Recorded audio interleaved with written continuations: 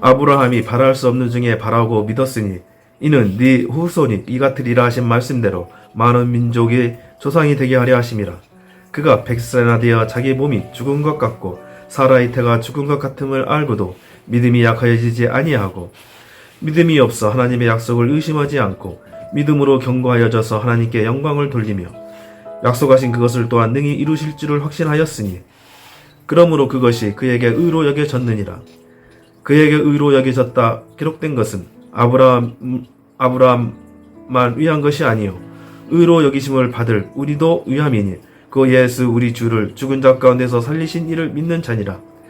예수는 우리가 범죄한 것 때문에 내줌이 되고 또한 우리를 의롭다 하시기 위하여 살아나셨느니라. 아멘.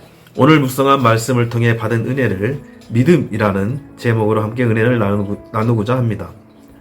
아브라함은 유대인의 조상일 뿐만 아니라 믿음으로 사는 사람들의 조상이기도 합니다. 아브라함은 믿음으로 의롭다 칭함을 받은 하나님으로부터 인정을 받은 믿음의 소유자입니다. 오늘 본문에서 이러한 아브라함의 믿음의 특징을 한번 알아보겠습니다. 먼저 바울은 아브라함이 믿는 하나님을 어떻게 표현했을까요? 본문 직접 말씀인 17절에 보면 내가 너를 많은 민족의 조상으로 세웠다 하심과 같으니 그가 믿은 바 하나님을 죽은 자를 살리시며 없는 것을 있는 것으로 부르시는 이시니라. 아브라함은 죽은 자를 살리신 하나님 곧 부활의 하나님으로 없는 것을 있는 것으로 부르시는 하나님 곧 창조의 하나님으로 믿었습니다. 본문 19절 아브라함이 100세가 되어 자기 몸의 생식 기능이 죽고 사라의 태가 죽은 것을 알았지만 하나님의 약속을 믿었고 하나님께서는 죽은 생식 능력을 자기 몸에서 부활시켜 자손을 낳게 해주실 줄을 믿었습니다. 또한 바울이 아브라함의 부활 신앙을 표현할 수 있었던 부분은 자신의 외아들 이삭을 모리아산에서 하나님께 번제물을 바치는 아브라함에겐 다소 당황스러운 일이 발생하였습니다. 그러나 아브라함은 이삭과 함께 산에 오르면서 종들에게 너희는 나귀와 함께 여기서 기다리라. 내가 아이와 함께 예배하고 우리가 너희에게로 돌아오리라. 아브라함은 분명히 우리가 너희에게로 돌아오리라 말했습니다. 혼자가 아닌 이삭과 함께 돌아오리라 말하였습니다. 번제물로 바친 이삭을 하나님께서 반드시 살리시리라 아브라함은 확신하였습니다. 부활신앙을 가진 아브라함은 하나님께서 잿더미의 가운데서 죽은 자식 이삭을 부활시켜 주시리라 믿었습니다. 아브라함은 없는 것을 있는 것으로 부시는 하나님을 믿었습니다. 하나님은 무에서 유를 창조하시는 전능하신 하나님이시기에 죽은 자를 부활시키는 일도 가능하며 100세에 자식을 낳게 하는 것도 가능합니다. 아브라함은 그런 창조주 하나님을 믿었습니다. 본문에서 바울은 창조신앙보다 부활신앙을 왜 먼저 다루었을까요? 시간의 흐름상 창조신앙을 먼저 언급하는 게 자연스러울 텐데 왜 먼저 부활신앙을 이야기했을까요? 인류를 향한 하나님의 뜻을 가장 강력하게 나타내신 곳이 바로 십자가와 부활 사건입니다. 또한 하나님의 존재, 성품, 하나님의 계획을 가장 선명하게 드러내신 곳이 바로 십자가와 부활 사건입니다. 이는 아브라함뿐만 아니라 우리들이 죽은 자를 다시 살리시는 부활의 하나님을 먼저 체험하고 나서 하나님이 창조주이시며 없는 것을 있게 하시는 전능하신 분임을 확신시키고자 부활을 먼저 언급하였습니다. 뿐만 아니라 당시 예수의 구원사역과 부활을 부인하고 창조주 하나님만을 기약하는 유대인, 즉 율법주의자들의 율법이 아닌 믿음으로 의롭게 한다는 이신칭의 하나님의 진리를 표현하고자 부활의 하나님을 먼저 다루었다 할 수 있습니다. 이와 같이 부활신앙과 창조신앙의 아브라함의 믿음을 오늘 본문에서 바울은 어떻게 보았을까요? 먼저 바울은 아브라함의 바랄 수 없는 중에 바라고 믿는 믿음입니다. 18절에서 아브라함은 바랄 수 없는 중에 바라고 믿었으니 이 구절은 쉽게 이해가 되는 듯 하지만 믿음의 본질을 잘 표현한 말씀입니다. 아브라함은 자신의 몸과 사라의 상태로는 아이를 낳을 수 없지만 하나님의 약속을 붙들었습니다. 아브라함 자신의 생각으로는 도저히 가능한 일이 아니지만 후손을 통해 큰 민족을 이루게 하시겠다는 하나님의 약속을 신뢰했습니다. 네 후손이 이와 같으리라 말씀하셨을 때 그 말씀만으로도 충분했습니다. 이것이 믿음입니다. 믿음은 눈에 보이는 현실보다 하나님의 약속을 더 크게 보는 눈입니다. 두 번째는 확신으로 자라나는 믿음의 소유자입니다. 본문 21절에서 믿음이 없어 하나님의 약속을 의심하지 않고 믿음에 견고하여져서 하나님께 영광을 돌리며 약속하신 그것을 또한 능히 이루실 줄을 확신하였으니 아브라함은 그의 아들 이삭이 혼인할 때가 되자 현재 살고 있는 가나안 땅에 가나안 족속을 며느리로 삼을 수가 없어 그의 늙은 종을 고향 땅으로 보내 이삭의 아내를 택하여 데려오게 명합니다.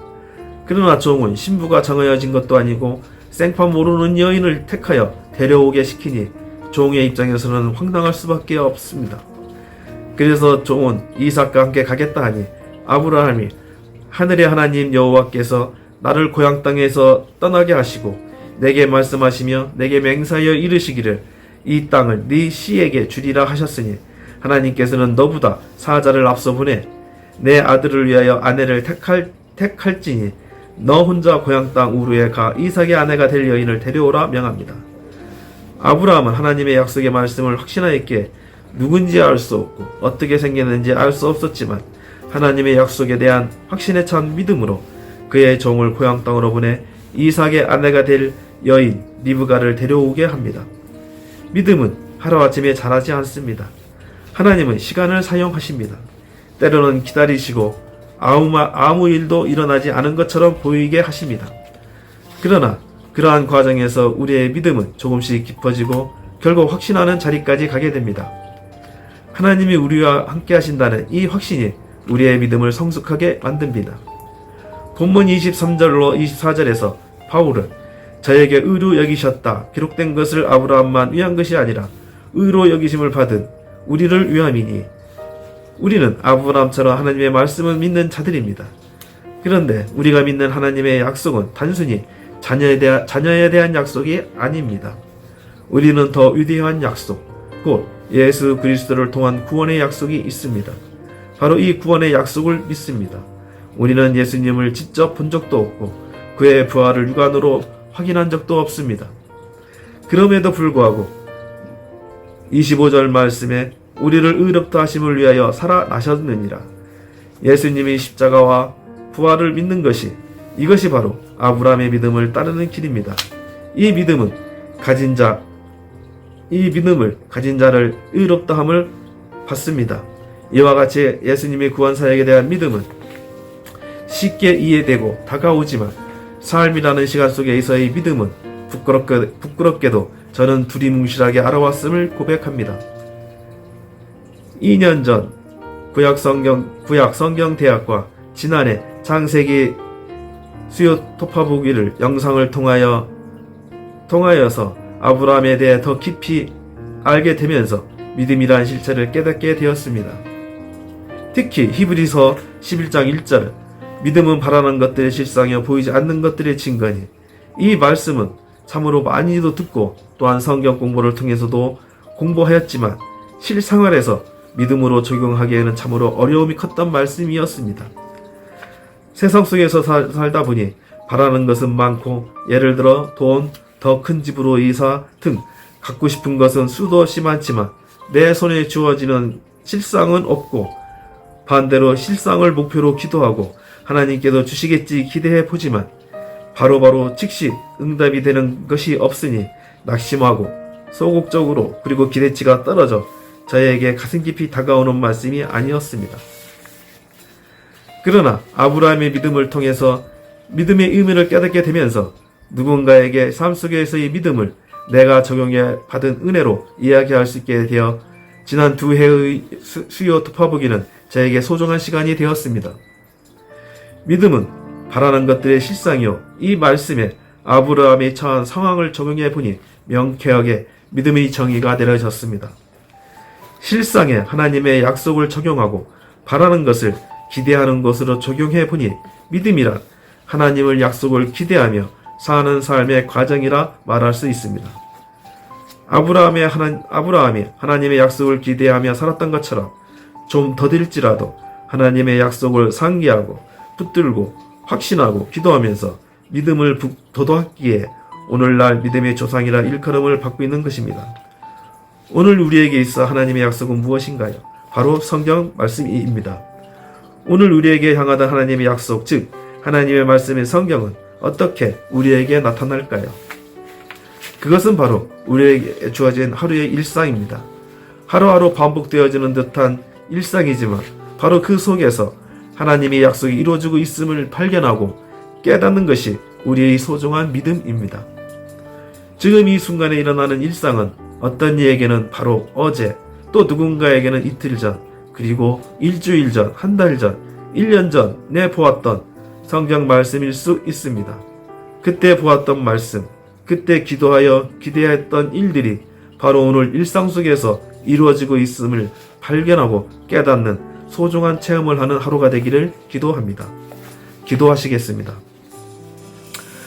우리를 구원하신 하나님 아버지, 오늘 나눔을 통해서 구원의 확신을 갖게 하시고 일상 속에서 하나님의 약속, 하나님의 말씀이 이루어지고 있음을 깨닫는 소중한 하루가 되게 하여 주옵소서.